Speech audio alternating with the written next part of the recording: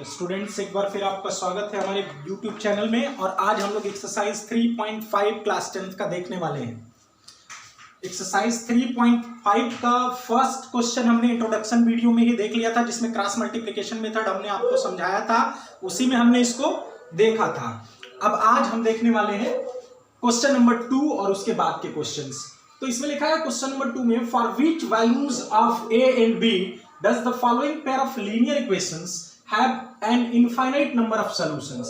एक pair of linear equation given है और ये कंडीशन भी गिवन है कि इसके इनफाइनाइट नंबर ऑफ सॉल्यूशंस हैं। आपको a और b की वैल्यू फाइंड करनी है। तो पहले हम ये देखेंगे कि इनफाइनाइट सॉल्यूशन होने का कंडीशन क्या है। Since equations have infinite solution, then a1 upon a2 must be equal to b1 upon b2 equal to c1 upon c2। यही कंडीशन है। इनफाइनाइट सॉल्यूशन हमें इसी कंडीशन में मिलता है, ये फर्स्ट लेक्चर में हमने बताया था आपको। तो आइए अब देखते हैं कंपेयर करके। a1 कितना है 2 अपॉन a2 है a minus b equal to b1 कितना है 3 अपॉन a प्लस बी, ये b2 हो गया इक्वल टू c1 कितना है, आइए देखते हैं। c1 है अब हमने कहा था, देखिए या तो जब आप क्रॉस मल्टीप्लिकेशन से करोगे या फिर ऐसे ही रख लो 7 upon 3a plus b minus 2। अभी तो सिर्फ सॉल्व करना है। अब देखिए इसमें दो केस बन रहे हैं। पहले इसको इसके इक्वल रख सकते हैं फर्स्ट 2 को, फिर सेकेंड केस में सेकेंड और थर्ड को इक्वल रख सकते हैं। एक और भी केस बन सकता है, फर्स्ट और थर्ड को इक्वल रख सकते हैं। तीनों आपस में इक्वल है यहाँ पे। तो आइए अब यहाँ पे हम क्रॉस मल्टीप्लाई करेंगे पहले इन दोनों को लेकर। 2 upon a minus B equal to 3 upon a plus B. यहां से क्रॉस मल्टीप्लिकेशन करेंगे तो क्या मिलेगा 3a माइनस 3b, इसका इसके साथ मल्टीप्लाई किया equal to 2a plus 2b। अब a और b दोनों को एक साइड ले आते हैं, तो 3a माइनस 2a क्या बनेगा a, minus 3b minus 2b क्या बनेगा माइनस 5b इक्वल टू 0। ये हो गया हमारा इक्वेशन 1। अब second case, now 3 upon a plus b equal to 7 upon 3a plus b minus 2। ऐसा हमें क्यों करना पड़ रहा है, क्योंकि a और b दोनों निकालना है हमको, और a और b दोनों निकालना है। 2 वेरिएबल्स है तो 2 इक्वेशंस चाहिए। तो 2 इक्वेशन फॉर्म करने के लिए हम पहले इन दोनों को इक्वल रखे, अब इन दोनों को इक्वल रख रहे हैं। यहां क्रॉस मल्टीप्लाई करते हैं तो आएगा 3 3 9a प्लस 3b माइनस 6, और इसका मल्टीप्लाई करेंगे तो आएगा 7a प्लस 7b। सबको ट्रांसपोज करके इधर ले आते हैं तो 9 minus 7 2a, 3 minus 7 4, 3 minus 7b हो गया माइनस 4b इक्वल टू 6। 2 से डिवाइड कर देते हैं छोटा करने के लिए, तो a minus 2b equal to 3। ये इक्वेशन 2 हो गया। अब दोनों को हम क्रॉस मल्टीप्लिकेशन से या किसी भी मेथड से सॉल्व कर सकते हैं। जनरली क्रॉस मल्टीप्लिकेशन इस एक्सरसाइज में पढ़ा है, उसी से सॉल्व कर लेते हैं। तो क्रॉस मल्टीप्लिकेशन से सॉल्व करने के लिए हमें किसके लिए सॉल्व करना है, a b के लिए। तो यहां रखेंगे a वेरिएबल b, और यहां पे देखिए ध्यान देना है, अगर दोनों ही ये कांस्टेंट राइट साइड में है तो -1 लिखते हैं, अगर दोनों लेफ्ट साइड में है तो +1 लिखते हैं। तो यहां दोनों को हमने क्या किया है, राइट साइड में किया है, तो यहां -1 कर लेते हैं। फार्मूला में आपको 1 रख के हमने बताया था, तो ध्यान दीजिएगा जब ये इसको आप ट्रांसपोज इधर कर लोगे तो नेगेटिव साइन हो जाएगा, तब यहां +1 रखते हैं। अब इसके कोफिशिएंट रखते हैं, यहां पे है 1। पहले क्या रखते हैं, देखिए जो वेरिएबल रखते हैं उसके नीचे उसका कोफिशिएंट छोड़ के बाकी 2 रहेंगे। तो a को छोड़ के कौन कौन रहेंगे, b और कांस्टेंट, b के कोफिशिएंट और कांस्टेंट। मींस ये रहेगा -5, यहां रहेगा -2, और कांस्टेंट है यहां 0 और यहां पे है 3। देखिए -1 हमने रखा है इसलिए +3 रख रहे हैं। अगर -1 की जगह +1 रखा होता तो इसको -3 रखते हैं, ये क्लियर कर देते हैं इसको। ये b1 b2 c1 c2। अब a1 a2 रखना है b के नीचे, देखिए c1 c2 हो गया, b के नीचे b का कोफिशिएंट छोड़ के c1 c2 हो गया। अब a1 a2 रख लेते हैं a के कोफिशिएंट, तो वो होंगे हमारे a1 और यहां भी 1। अब 1 के नीचे x y के कोफिशिएंट नहीं रहेंगे, ये -1 है। तो अब यहां क्या रहेंगे, फिर b1 b2 रहेंगे, b1 b2 c1 c2 a1 a2 फिर b1 b2। तो b1 b2 हो जाएगा -5 -2। 1 के नीचे कौन रहेंगे, मीन्स ए और बी के कोफिशिएंट। तो देखिए ये दोनों ए और बी के कोफिशिएंट हैं। आप क्रॉस मल्टीप्लिकेशन करेंगे, क्रॉस मल्टीप्लाई करेंगे, तो क्रॉस मल्टीप्लिकेशन करेंगे तो a अपान या -15 -0 equal to b upon 0 -3 equal to -1 upon -2 + 5। a upon -15 equal to b upon -3 equal to -1 upon 3। 5 -2 3 हो गया। तो a की वैल्यू आ गई -15 into -1 upon 3, 15 upon 3 equal to 5। क्या आया 3 5। और b इक्वल टू क्या आया, b इक्वल टू आया -3 -3 +3 upon 3 equal to 1। Means a equal to 5, b equal to 1 is answer. ये हमारा आंसर हुआ। अब कुछ और क्वेश्चन देख, आइए अब सेकंड क्वेश्चन का सेकंड पार्ट देखते हैं। For which value of k the following pair of linear equation haves no solution. यहां नो सॉल्यूशन वाला केस है, तो हम इसके सॉल्यूशन में क्या लिखेंगे सबसे पहले, since equations have no solution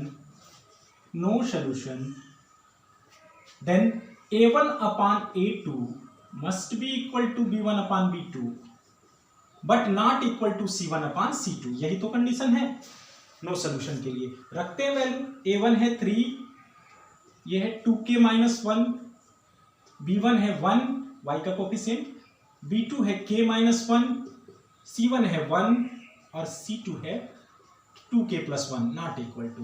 अब यहां भी दो केस राइज हो रहे हैं, पहला इन दोनों को लेकर फिर इन दोनों को लेकर। When 3 upon 2k - 1 is equal to 1 upon k - 1, cross multiply करिए तो 3k - 3 equal to 2k - 1। 3k - 2k इधर k बनेगा और ये जाएगा 3 - 1 2 बनेगा, तो k की वैल्यू 1 आ गई 2। अब सेकेंड केस देख लेते हैं। When 1 upon k - 1 not equal to 1 upon 2k + 1, cross multiply यहां भी करते हैं तो 2k + 1 equal to k - 1, transpose करिए नॉट इक्वल टू k - 1, तो 2k - k k होगा और -1 - 1 ये भी जाएगा, -1 बनेगा -2। मीन्स दो केस आ रहे हैं, या तो आइदर k इक्वल टू 2 और k नॉट इक्वल टू -2, या तो k 2 के इक्वल होना चाहिए या k -2 के इक्वल नहीं होना चाहिए। क्वेश्चन नंबर 3 का ये क्वेश्चन देखते हैं। A part of monthly hostel charge is fixed and the remaining depends on the number of days one has taken food in the mess. When student A take food for 20 days she has to pay 1000 rupees as hostel charge, whereas a student B who takes food for 26 days pays 1180 rupees as hostel charge. Find the fixed charge and the cost of food per day। ये देखिए question को पढ़ के पहले हम क्या करेंगे, equation form करेंगे, फिर क्या करेंगे उसको सॉल्व करेंगे। आइए देखते हैं इस क्वेश्चन को। तो ध्यान से देखिएगा स्टूडेंट्स, ये बहुत इजी क्वेश्चन है। सबसे पहले इसमें क्या गिवन है, ये सॉरी क्वेश्चन नंबर 3 नहीं था, 4 था। तो क्वेश्चन नंबर 3 बहुत इजी है, इसलिए उसको छोड़ रहे हैं, सिर्फ क्रॉस मल्टीप्लिकेशन से आपको सॉल्व करना है। इसमें ये कह रहा है part of monthly hostel charge, means कोई हॉस्टल है उसका मंथली फिक्स चार्ज है कुछ, और कुछ चार्ज ऐसा है जो पर डे, जितना दिन आप उसमें रहेंगे उतना देना पड़ता है। तो ये कह रहा है कि अगर कोई स्टूडेंट ए है और वो 20 डेज के लिए हॉस्टल रहा तो उसको 1000 देने पड़ते हैं। दूसरा स्टूडेंट जो 26 डेज तक हॉस्टल में रहा उसको 1180 रुपीज पे करने पड़ते हैं। आपको फिक्स्ड हॉस्टल चार्ज निकालना है और चार्ज पर डे निकालना है। तो सबसे पहले हम सपोज करेंगे let monthly hostel charge fixed is x rupees and the charge per day be y rupees. Then the charge according to question 20 days के लिए चार्ज कितना होगा, charge for 20 days x rupees तो फिक्स है per month का, और 20 days का चाहे आप 1 दिन रहे चाहे 10 दिन रहे, फिक्स चार्ज जो है वो 1 मंथ का लगता है। तो x रुपीज हो गया, 20 डेज का पर डे चार्ज y है तो कितना होगा 20y, और टोटल कितना पे करना पड़ता है 1000। ये इक्वेशन 1 हो गया। And according to second condition, second condition में कह रहा है दूसरा स्टूडेंट B है जिसको 26 डेज रहना है, तो उसको भी फिक्स चार्ज तो उतने ही देने पड़ेंगे x, और 26 डेज के लिए देने पड़ेंगे 26y। उसको टोटल देना पड़ रहा है 1180 रुपीज। ये उसका फिक्स चार्ज। अब इसको सॉल्व कर लेना है बाय क्रॉस मल्टीप्लिकेशन या किसी भी मेथड से। तो आइए क्रॉस मल्टीप्लिकेशन से सॉल्व करते हैं। x y और यहां लिखेंगे -1। क्यों -1? क्योंकि ये दोनों राइट साइड में है, लेफ्ट साइड में होते तो +1 लिखते। अब यहां देखिए x वेरिएबल है तो इसके कोफिशिएंट को छोड़कर बाकी दोनों को लिखेंगे। 2026 y का कोफिशिएंट 1180, फिर y के नीचे y वाला छोड़ के देखिए ये C1 C2 हो गया, A1 A2 लिखेंगे 1 1 और -1 के नीचे x y के कोफिशिएंट, तो 1 1 x का कोफिशिएंट हो गया, बस y का लिखना है 20 26। क्रॉस मल्टीप्लाई करेंगे, पहले डाउनवर्ड एरो का जो सिंबल है उधर करेंगे माइनस अपवर्ड वाला, तो ये होगा x अपान 20 इंटू 1180, फिर इक्वल टू y अपान इसका करेंगे, फिर -1 अपान इसका करेंगे। आइए कर लेते हैं इसको। तो ये आया हमारा इतना। अब x अपान ये कितना आएगा? ये आएगा -2400 equal to y upon -180 equal to -1 upon 6। Then x equal to, x की वैल्यू निकालनी है तो क्या आएगा? x इक्वल टू आएगा माइनस ऑफ -2400 प्लस हो गया 2400 upon 6 means 400 and y equal to minus of -180 plus 180 upon 6 30 means x equal to 400 rupees and y equal to 30 rupees. Per day का चार्ज है 30 रुपीज और फिक्स चार्ज है 400 rupees. तो इस तरह से ये क्वेश्चन सॉल्व हो गया।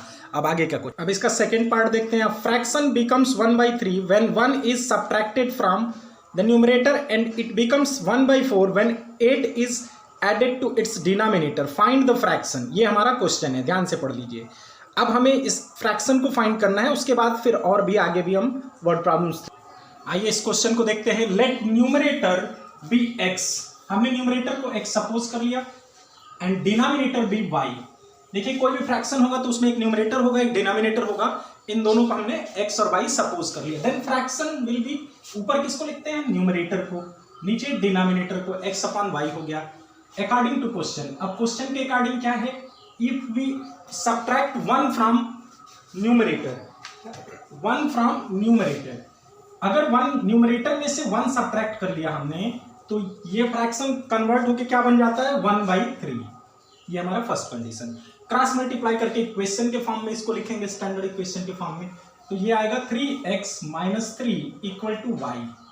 और भी स्टैंडर्ड फॉर्म में लिखेंगे तो 3x - y - 3 equal to 0। Equation 1। And second condition के अकॉर्डिंग कह रहा है कि अगर डिनोमिनेटर में if add 8 to the denominator, अगर डिनोमिनेटर में 8 ऐड कर देते हैं देन इट बिकम्स 1/4 हो जाता है। तब ये क्या हो जाता है? 1/4। क्रॉस मल्टीप्लाई करेंगे 4x equal to y plus 8, 4x हो गया 4x, तो ये होगा 4x minus y minus 8 equal to 0। Equation number 2। अब हम इसको सॉल्व करेंगे कैसे? By cross multiplication. तो इसके लिए वेरिएबल कौन कौन से हैं? x y, और यहां देखिए +1 ले रहे हैं क्योंकि दोनों में हमने क्या रखा है? कांस्टेंट को राइट साइड में रखा है। जब कांस्टेंट को राइट साइड में रखा है तो यहां पे क्या होगा?